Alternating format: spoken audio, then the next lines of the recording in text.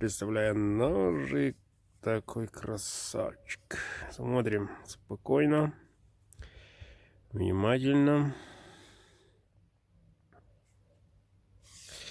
Сразу должен сказать, хозяин этого ножа человек спокойный, уравновешенный, тихий и, должен заметить, добрый.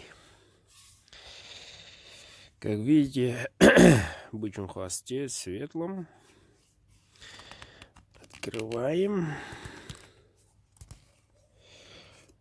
Вот такой капик красивый. Делаю с душой.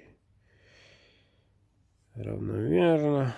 Все получилось потихонечку, как есть. Длина 14 ровно.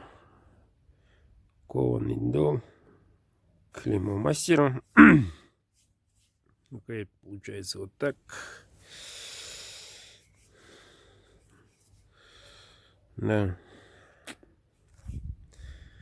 Гуляет.